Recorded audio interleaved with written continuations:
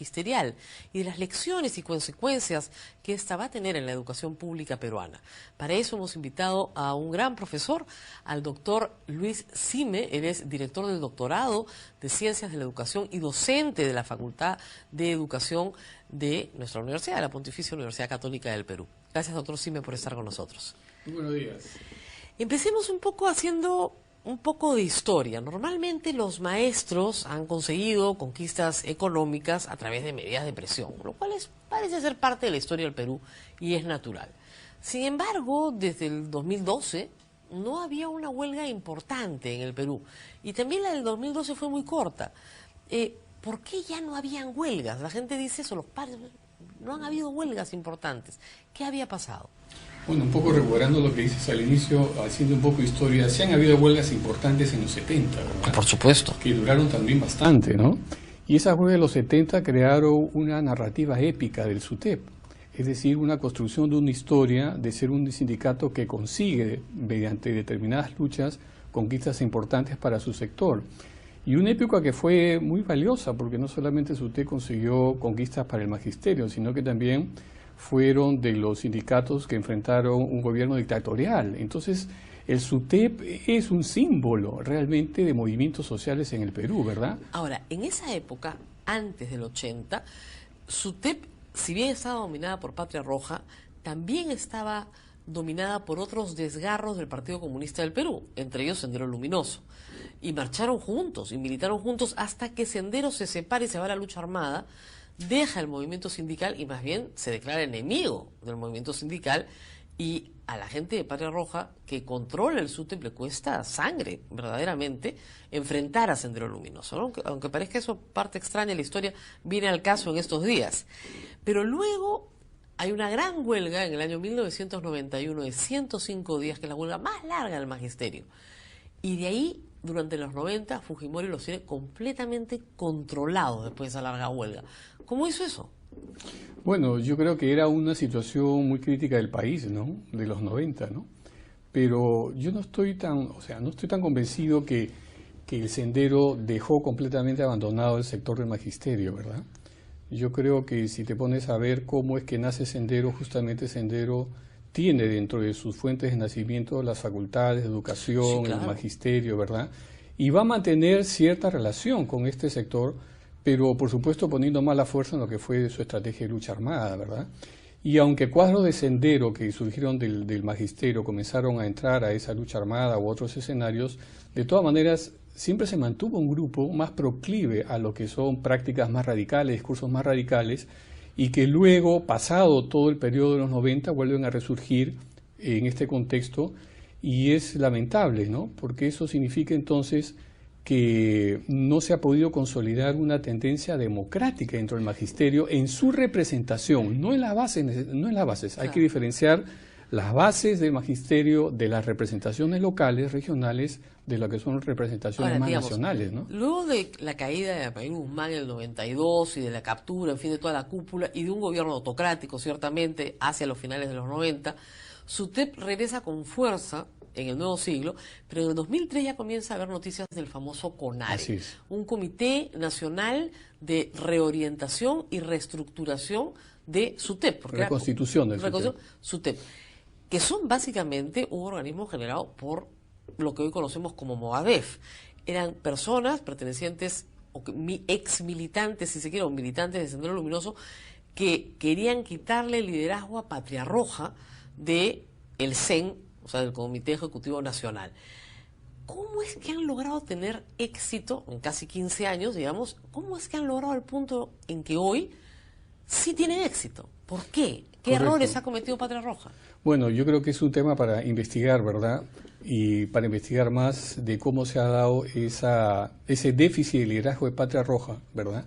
Y hay un dato que te lo comentaba antes, que ya era evidente, hacía evidente, mejor dicho, esta falta de liderazgo del Consejo Nacional del SUTEP, donde sabemos está presente Patria Roja, ¿no? En la encuesta nacional docente que fue publicada el año pasado, una encuesta muestral de docentes a nivel nacional, ya se veía esa tendencia de la deslegitimidad del CEN nacional, del Consejo Ejecutivo Nacional del SUTEP, donde está Patria Roja, ¿no? ¿verdad? Dentro de las instituciones sobre las que más desconfianza muestran los docentes que fueron encuestados es el CEN nacional del SUTEP, lo cual implica que había un terreno abonado, ¿verdad?, presto para que esas reivindicaciones latentes, históricas que existen en el magisterio, puedan ser capitalizadas por otro grupo. Y efectivamente había otros grupos que estaban ya a merced de eso, ¿verdad? Uno era Pucallacta y otro era el CONARE. Claro, claro, que también CONARE se subdivide, ¿no? Tú sabes que el CONARE se divide también porque va a tener dos facciones, luego otra vuelta se vuelven a unificar a raíz de esta lucha. Y yo creo que ahí han habido problemas de dos tipos, ¿no? Del propio liderazgo del Patria Roja, que hay que analizar más, ¿verdad? Su problema de regeneración de cuadros. Hay un problema de Patria Roja de no haber regenerado cuadros sindicales, ¿verdad?, claro, con liderazgos fuertes a nivel regional y a nivel nacional que permitan su renovación. Ahora, su estructura pues no es democrática, no tienen un maestro, un voto para también, elegir dirigentes. Ese es otro elemento. Y lo otro que también es que se comienza a generar una percepción de que esta cúpula es una cúpula muy acomodada, entreguista, ¿verdad?, digamos, como llaman. Entreguista hacia los gobiernos que llaman de turno, pero también acomodada en el sentido, acomodada en torno a bienes que manejan, la derrama magisterial y la manera como ha crecido la derrama.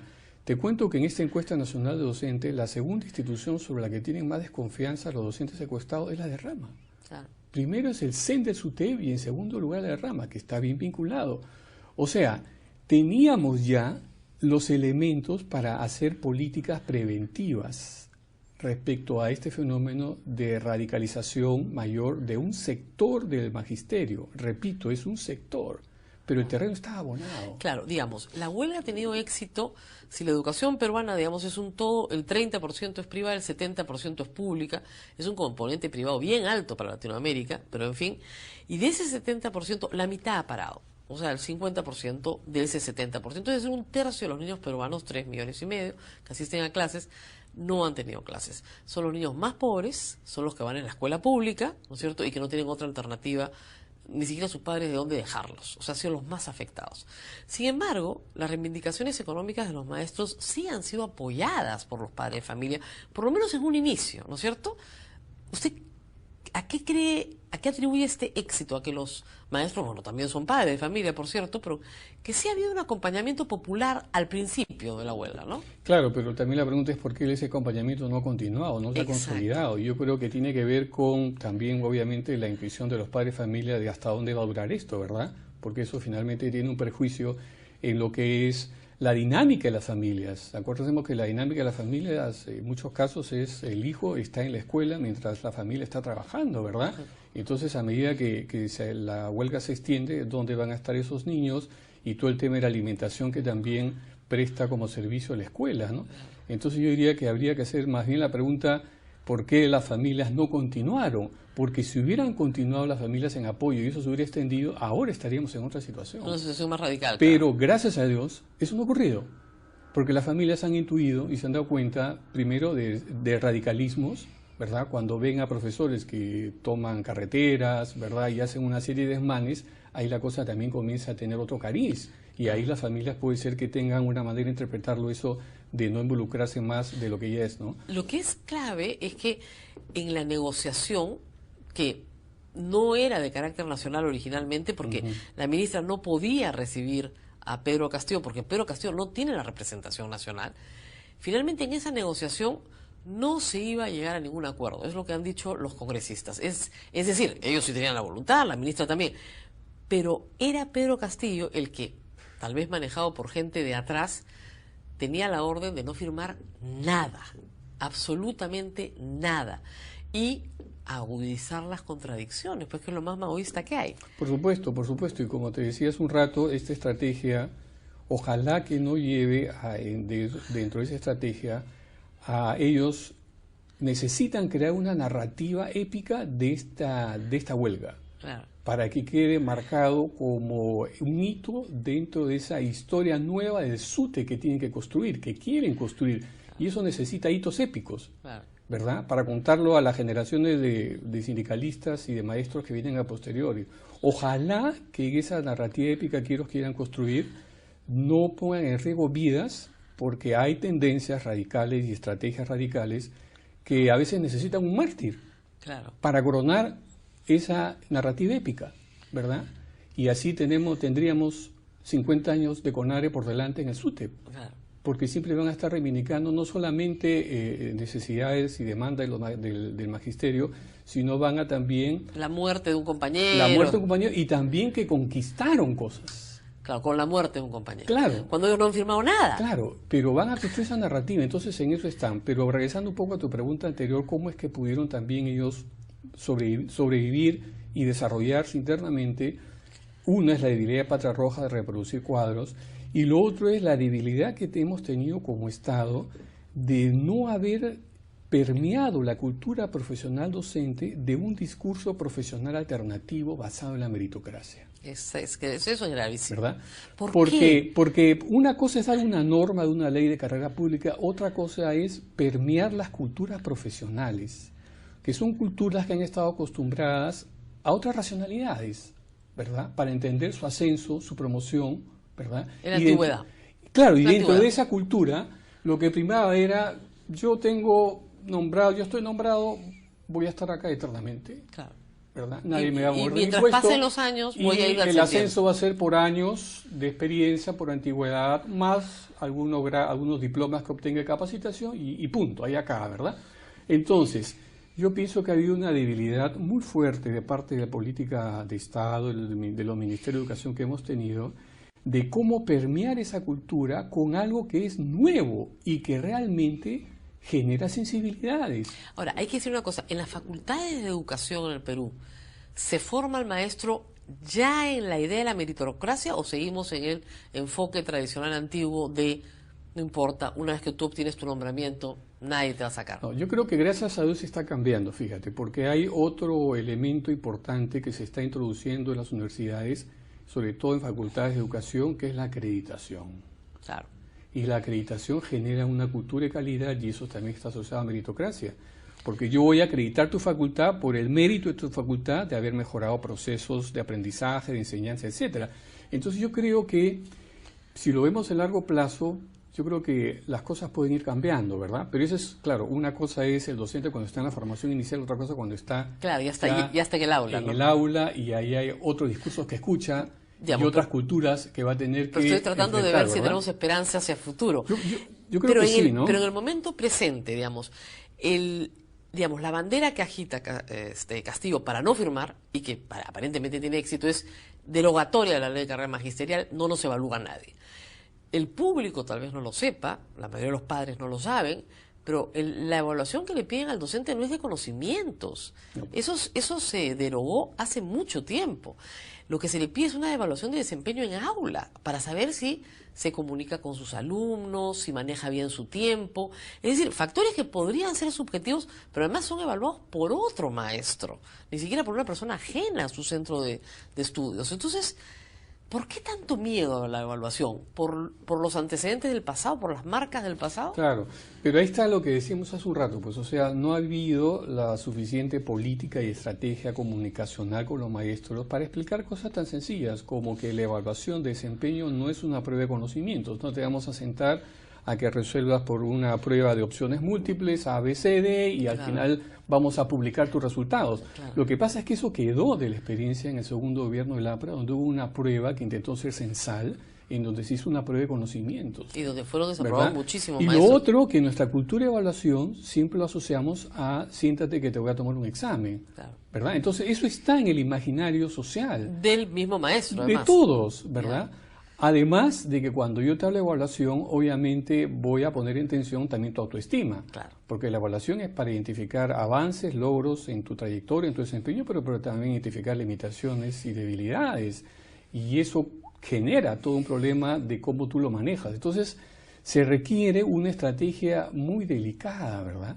Para poder abordar eso y hacer que la cultura profesional, docente, pueda ser permeada por Ahora, es curioso por ese porque elemento, ¿no? un docente evalúa a sus alumnos todo el tiempo. Claro. Para eso se entrena, para eso se educa, para eso estudia, Claro. para evaluar de la forma correcta. En Claro. fin, si no hay evaluación, no se puede medir el Claro, progreso. claro. Entonces, Claro, y lo otro también es el temor al despido, definitivamente, que es el temor que se ha ido instalando en el discurso de estos sectores más radicales, ¿no? Claro, te van a despedir de todas maneras. Claro, Ahora, si la claro. tercera Además no es vez- despido masivo. Masivo, sí, sí, Lo sí. cual tiene una connotación muy fuerte de generar temor colectivo.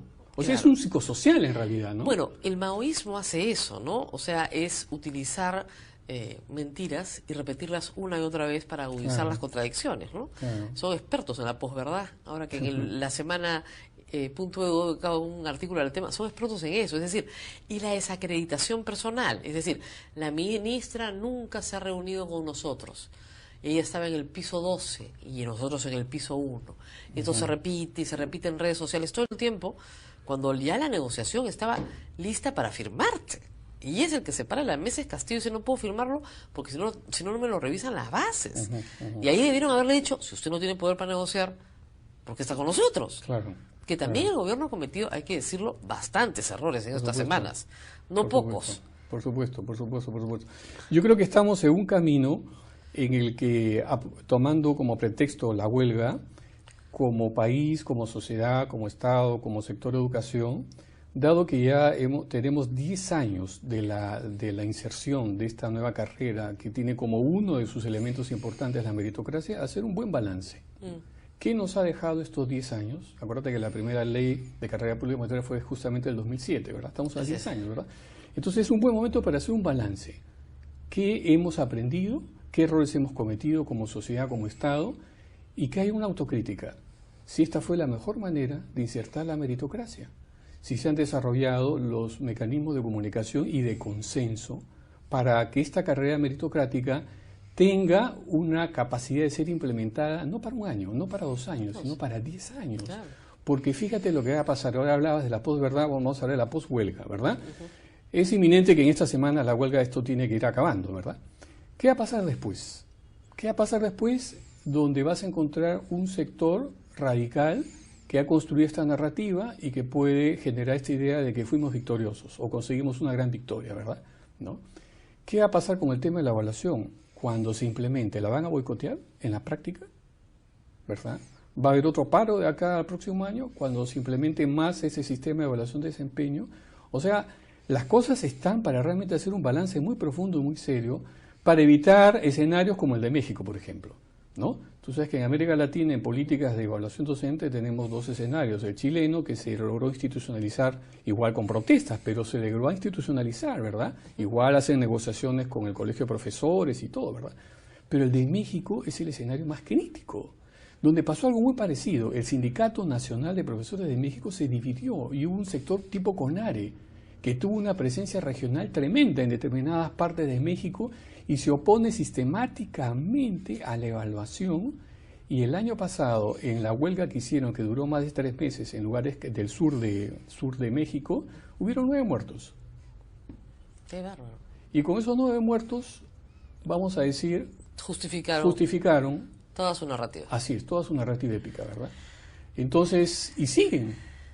Entonces, en México es una situación bien compleja. No ¿verdad? queremos eso, ciertamente. Entonces, no debemos marchar al caso mexicano, ¿verdad? Pero para eso hay que tomar medidas de prevención. Por eso, porque el tema no acaba con esta semana, Claro. con hacer y presionar a que los maestros vuelvan al aula. Porque van a volver. O sea, Lo más probable. Lo más probable es que van a volver. Ya, pero el tema es qué hacemos después, cuál es nuestra estrategia, cuál es el balance. El Ministerio de Educación tiene que hacer un balance de los 10 años de esta ley de carrera magisterial. Bueno, nos tenemos que despedir. Unas palabras finales para los ministros no habidos, como el de Trabajo, porque existe en un tema sindical. El ministro de Trabajo debe haber dicho, aquí estoy, pasen, inscríbanse, un maestro, un voto, en fin, representa. Nunca se supo de él. Nada. Supimos mucho más a veces del ministro del Interior que de la ministra de Educación, lo cual también es un problema, pero a final de cuentas, ¿no es cierto?, la huelga se levanta y hay que construir una poshuelga que no responda, como se dice, a la narrativa de los sectores más radicales.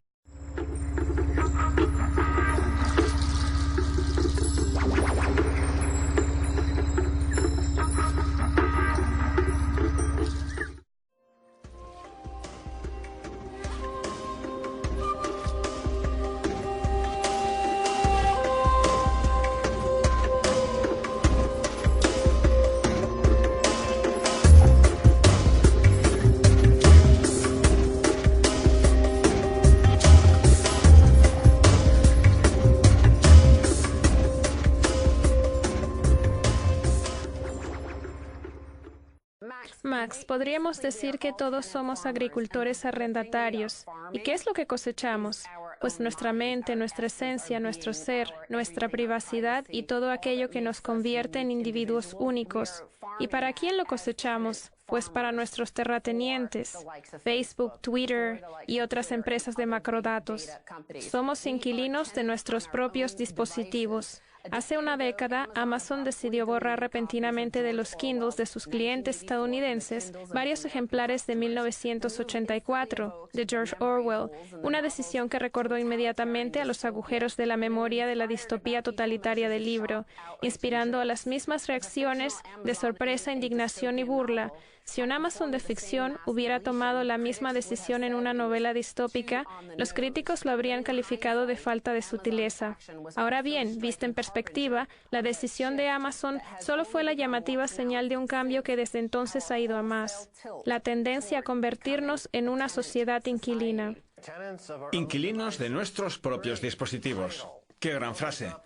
Una definición que abre un interesante panorama de opinión inductiva como la que voy a expresar a continuación.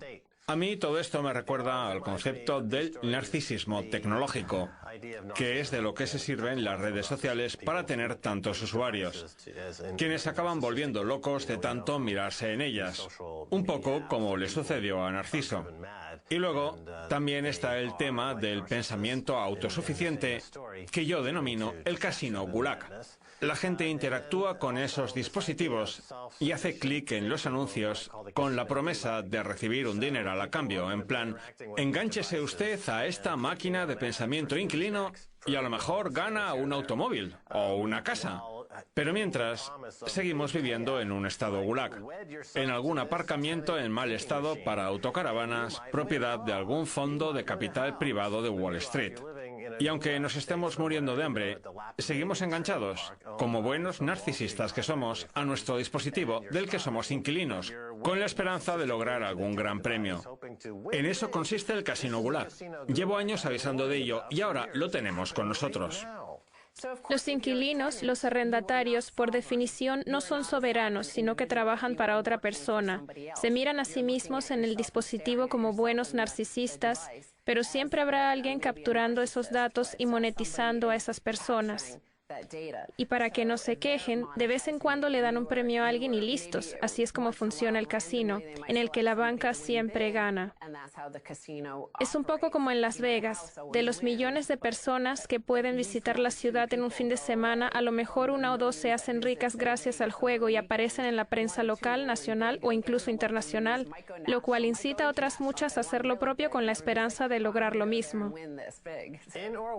En la realidad de 1984, la novela de Orwell, el Estado es quien coloca las cámaras de vigilancia. En cambio, en nuestra propia realidad distópica de hoy en día, quienes las colocamos somos nosotros mismos. En nuestras puertas y en nuestras repisas, somos nosotros los que ponemos los dispositivos de espionaje en nuestra mano, en nuestra casa, con tecnologías de vigilancia como Alexa.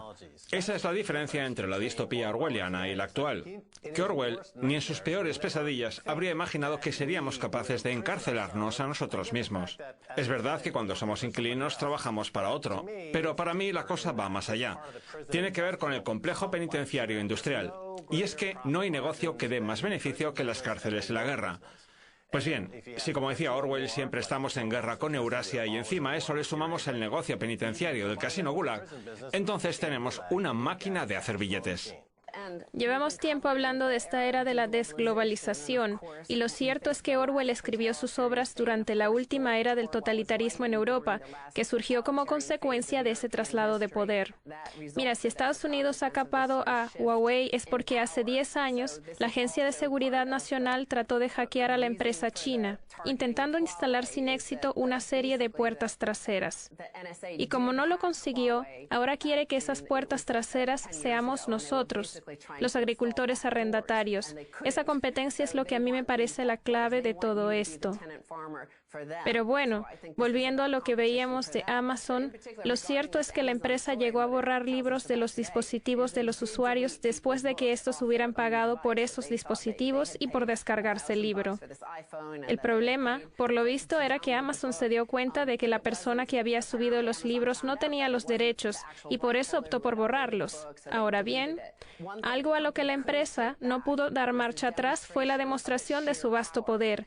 Ni el mayor de los vendedores tradicionales podría soñar con entrar en las casas de los clientes y arrebatarles lo que les ha vendido. El agujero de la memoria forma parte ya de nuestra existencia cotidiana. Ahora que pasamos del mundo físico al digital, que está controlado, monopolizado y centralizado por una serie de malos actores, de oligopolistas y de sociópatas hambrientos de poder que ejercen un poder no regulado de forma temeraria, sin importarles si con ello destruyen la sociedad tal y como la conocemos. Mucha gente se habrá dado cuenta de que somos inquilinos de nuestros propios dispositivos al pensar en John Deere, una marca de tractores que los agricultores estadounidenses utilizan desde hace 100 años y que nos hace pensar en ese pequeño agricultor recogiendo la cosecha y vendiéndola en el mercado para que los demás podamos comer. Vamos, lo que viene siendo la esencia de los estados centrales de Estados Unidos. Pues bien, resulta que John Deere utilizó el cártel de los derechos de autor para introducir software en unos vehículos como los tractores que antes eran exclusivamente mecánicos, hasta el punto de que ahora a los agricultores no les dejan que les arreglen el software de sus tractores en otro sitio que no sea un concesionario oficial de la marca. Resulta que cuando a un agricultor se le desconfigura el software, tiene que interrumpir la cosecha para pedir cita en un concesionario oficial y llevar el tractor. Por eso han tenido que entrar en foros de Internet para enterarse de cómo hackearlos, porque es la única forma que tienen de arreglarlos y poder seguir con la cosecha sin tener que esperar. Así es como se han dado cuenta de que son inquilinos de sus herramientas agrícolas. Así es, los tractores de John Deere, que creo que aparecían en los carteles electorales de Ronald Reagan, son un símbolo de la autosuficiencia y la soberanía individual que tan en entredicho se encuentran ahora para los estadounidenses, cercenando de raíz el existencialismo de Estados Unidos, encarnado por Thoreau y Walt Whitman, entre otros autores, que creían que la autosuficiencia era un rasgo propiamente estadounidense. El trascendentalismo. Eso, el trascendentalismo, gracias. Eso cercena de raíz la psique de Estados Unidos y además con un propósito perverso. Es lo que tiene el casino Gulag.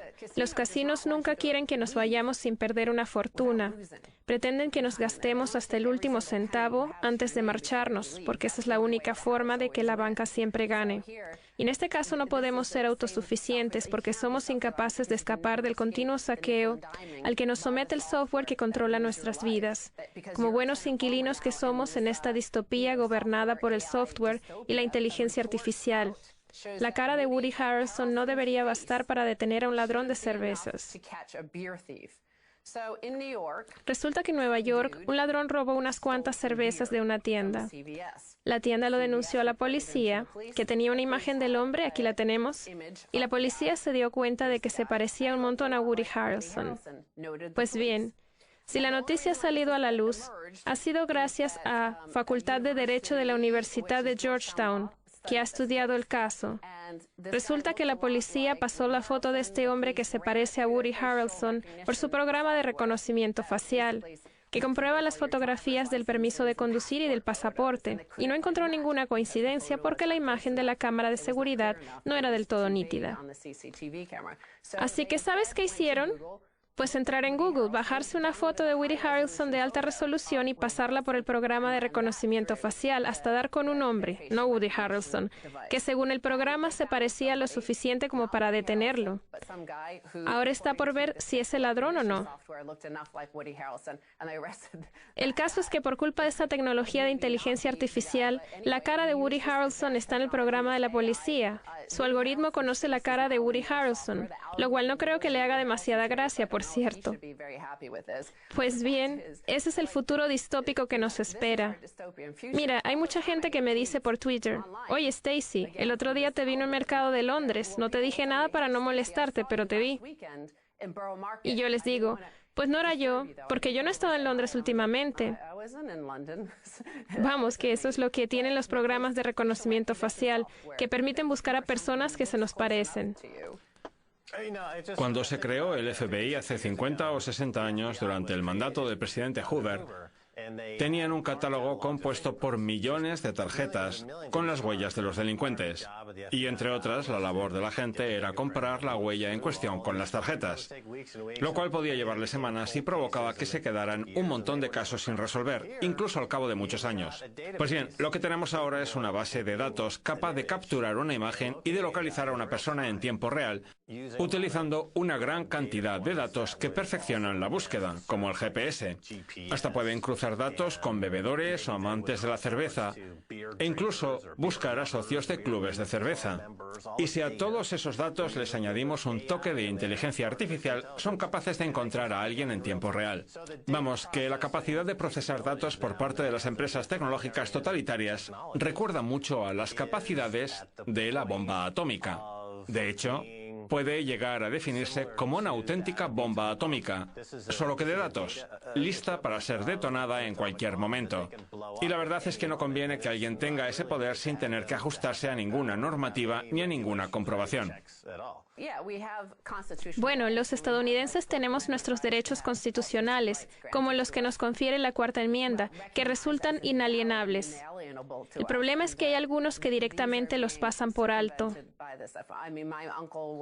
Mira, mi tío participó activamente en la persecución a la mafia, y lo cierto es que mientras que antes hacía falta una orden y se trataba de un proceso muy lento y laborioso, ahora puede encontrarse toda la información en Google. De hecho, resulta imposible no tener una huella digital, porque siempre habrá alguien en alguna parte que haya subido una foto nuestra. Por ejemplo, Richard Stallman tiene miles de fotos falsas en Facebook, a pesar de no tener cuenta en la red social ni ninguna intención de hacérsela. Pero claro, el algoritmo de Facebook lo sabe todo sobre él porque la gente sube fotos suyas y crea perfiles falsos. Los desnudos y los muertos. Los fantasmas del inframundo. Pregúntenle al autor de la novela, Norman Mailer. Ah, no, que está muerto. En fin, les esperamos a la vuelta de la pausa con Bill Ottman, director general de Minds.com. No se vaya. Bienvenidos de nuevo a Kaiser Reports en Más Kaiser. Es hora de hablar con Bill Ottman de Minds.com. Bienvenido de nuevo, Bill. Hola, gracias por invitarme de nuevo. De nada. Hoy en día está muy de moda silenciar a la gente en las redes sociales. ¿De dónde cree usted que proviene esa presión?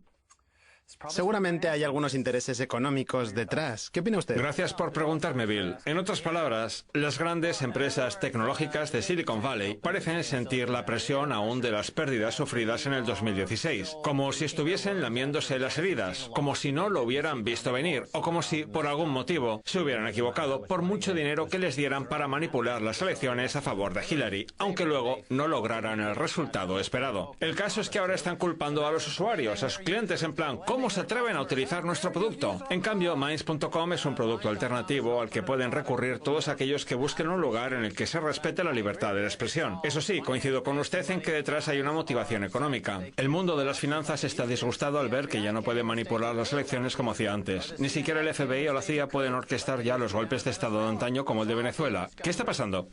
Es que hasta JP Morgan ha silenciado a la gente últimamente. Hay varios factores que tener en cuenta. La presión de los anunciantes, la presión social y la presión política. Ahora bien, yo creo que hay que acabar con el mito de que los anunciantes tienen que participar en la política.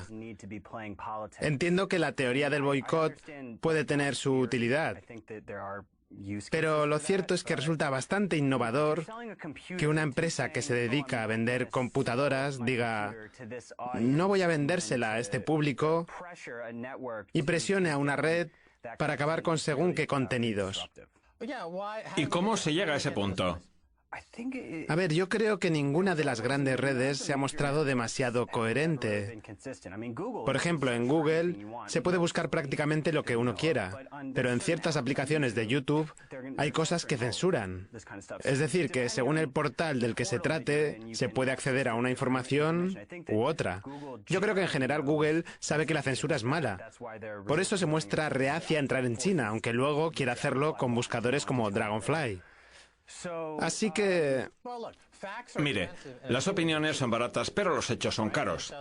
Y los medios de comunicación se han alejado de los hechos porque les cuestan demasiado. Primero hay que contratar a alguien para que descubra un hecho concreto. Luego hay que comprobarlo y claro, eso conlleva un costo. En cambio, opinar puede opinar cualquiera, por muy idiota que sea. No tiene más que fijarse en este programa, que nos sale baratísimo porque yo no dejo de soltar cosas por la boca. El problema es que todas las cadenas estadounidenses, especialmente las de 3 letras, la ABC, la CBS, la NBC, la CNN, están metidas de lleno en el negocio de la opinión, igual que otras de 5 como la MSNBC o que otras como la Fox. O igual que Facebook y Twitter. Exacto. Todas esas plataformas se dedican a eso. Es el típico debate que enfrenta a las plataformas con los editores.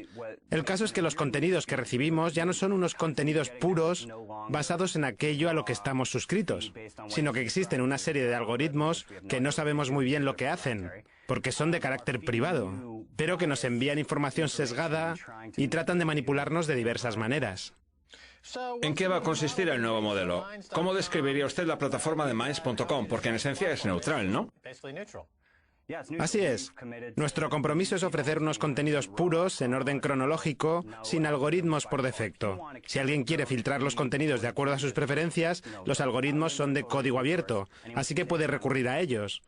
Pero lo que no podemos olvidar es que la base de las redes sociales consiste en suscribirse a algo y recibir sus contenidos. Por ejemplo, ahora en Facebook solamente llegamos al 5% de nuestros propios seguidores. Vamos, que la capacidad de hacernos oír por parte de aquellos que se suscriben a nuestros contenidos es la razón de ser de las redes sociales, su propósito original. Y el hecho de haber acabado con ello es lo que ha provocado toda esta ludificación y tokenización de la publicidad, gratificando a la gente con un mayor alcance por sus contribuciones para enganchar usuarios. ¿Y qué tal va esa tokenización? Fenomenal. A la gente le encanta la ludificación. De ahí que Facebook también esté empezando a hacer cosas con la cadena de bloques y alejando a la gente de Coinbase. Será interesante ver en qué acaba todo esto. Muy bien. Hace un año ya que lo tuvimos por última vez en el programa. Cuéntenos qué han hecho desde entonces en Minds.com. ¿En qué punto del ciclo se encuentran? Supongo que seguirán considerándose una empresa de nueva creación. Sí. ¿En qué punto de su evolución se sitúan? Hemos realizado una gran recaudación económica gracias a Medici Ventures con un Pat Byrne que se ha unido al equipo. Sé que lo conoce. Sí, sí. Y eso nos ha dado un gran impulso. Ahora estamos a punto de lanzar un jurado que se dedique a tareas de moderación, de forma que las decisiones no solo las tomen las fuerzas secretas que hay detrás del proyecto, sino que también puedan participar en ellas grupos de usuarios elegidos al azar para que nos ayuden en el proceso de apelación. Es decir, que si un usuario considera que se ha emitido una alerta equivocada sobre un contenido, podamos recurrir a un grupo de usuarios que nos ayude a tomar la decisión correspondiente. La verdad es que estoy entusiasmado con esto. También vamos a abrir en breve la posibilidad de contribuir con distintas divisas, ya sea el Bitcoin, otros tokens o divisas fiat. Lo que más extraño me parece a mí es que todas las aplicaciones están volviéndose idénticas. Instagram, Snapchat, YouTube, todas hacen lo mismo. Así pues, ahora es cuestión de determinar cuáles son los principios de la aplicación, si es transparente, si está cifrada, si apuesta por la descentralización, si funciona con criptodivisas. Esas son las preguntas sobre las que la gente va a querer más información. Creo que Tim Pool está en Minds.com, ¿no? Sí. Pues Tim ha estado un par de veces en el programa. Se trata de un joven y brillante periodista y experto en redes sociales que ha encontrado en Minds.com que no le ofrecieran en ningún otro sitio. Pues un alcance del 100%, un acceso 100% fiable a su público, sin algoritmos que acaben con él. Tampoco se le va a desmonetizar. Hay transparencia, accesibilidad al equipo, y no solo con él. Nosotros también intentamos ser lo más accesibles posible a nuestra comunidad. O sea, cuando ocurre algo con la cuenta de Facebook, no tienes nada que hacer. Fíjese, ya ni siquiera se puede enviar un enlace de Minds.com a través de su Messenger porque dice que es inseguro. Vaya. ¿Existe alguna batalla por el talento? Porque está, por ejemplo, PewDiePie, creo que así lo pronuncia, una gran estrella de YouTube, aunque creo que ahora ha abandonado la plataforma. No, no la ha abandonado, solo que ahora también hace cosas en DLive. De acuerdo. Está en DLive, pero podría estar en Minds.com, ¿verdad? Sería un placer, que se venga cuando quiera. El caso es que esa gente está abandonando esas plataformas por diversos motivos. ¿Están haciendo ofertas ustedes a esos grandes nombres? Yo creo que los grandes cambios en la masa crítica van a provenir de gente como PewDiePie y otras grandes figuras culturales. Aunque me parece a mí que las grandes redes no son conscientes de lo sensible del asunto. Por ejemplo, si consiguiéramos que los principales 1000 influencers de YouTube dijeran que están hartos, Google tendría un grave problema. ¿Y qué pasa con la propaganda? Porque hay mucha gente que no abandona estas plataformas gracias a la propaganda del Departamento de Estado, que es el que controla los medios en Estados Unidos, intentando convencer a todo el mundo de que hay un ruso escondido en cada tetera, de que Rusia constituye una amenaza existencial y de que si alguien entra en Minds.com al día siguiente va a estar cantando el himno nacional ruso mientras desayuno. ¿Cómo se lucha contra eso? La respuesta no está en la presencia de personas subjetivas que se dediquen a contrastar los hechos, sino que lo que hace falta es un contexto con capas que permita votar en relación con según qué publicaciones. Es evidente que una publicación con un contenido erróneo puede hacerse viral. Es algo que ocurre todo el rato. Lo que hay que conseguir es que la gente que comenta utilice fuentes que le permitan contrastar los hechos de manera más democrática, en lugar de que sea un grupo de reflexión el que decida qué es verdad y qué es mentira. Un contexto con capas. ¿Se trata de algo difícil de manejar? Porque se trata de incorporar capas dentro de otras capas. Es lo que en el mundo del software se denomina un exceso de información, cuando se tiene un montón de código basura que lo complica todo. A ver, al final lo más importante es que el usuario sepa cómo buscar. Usted es el jefe de Minds.com, ¿no? Bueno, soy uno de muchos. El que lo decide todo. No, eso es precisamente lo que tratamos de evitar con el jurado. Ya lo sé, pero hay algunos que pueden considerarse dictadores amables, como Steve Jobs en Apple. Alguien tiene que poner orden.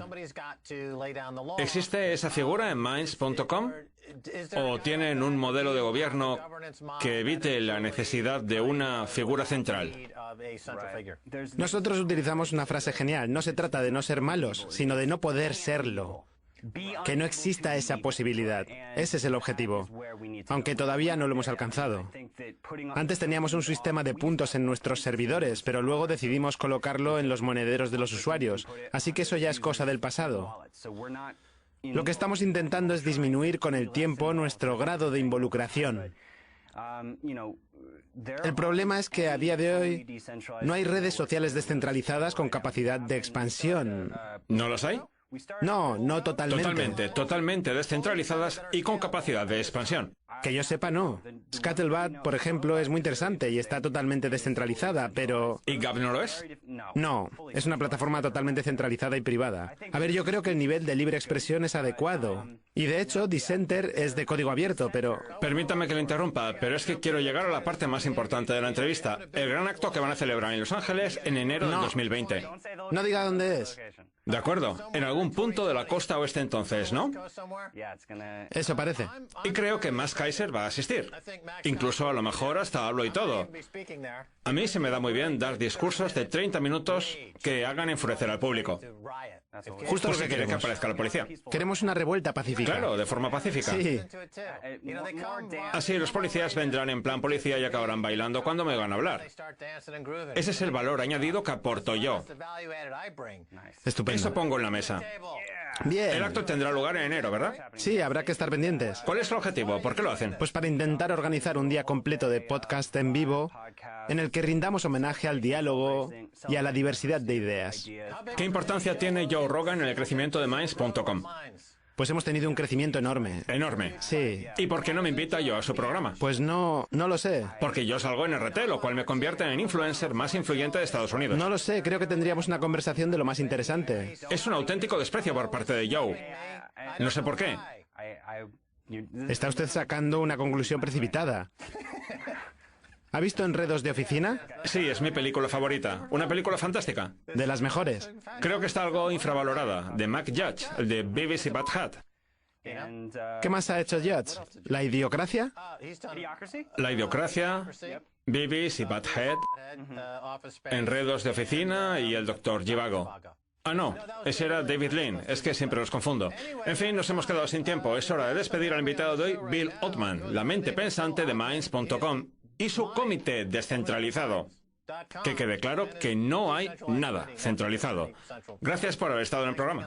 Gracias por invitarme. Muy bien, esto es todo. Quiero dar las gracias a nuestro invitado Bill Ottman de Minds.com. Si quieren contactar con nosotros, mejor no entren en Twitter.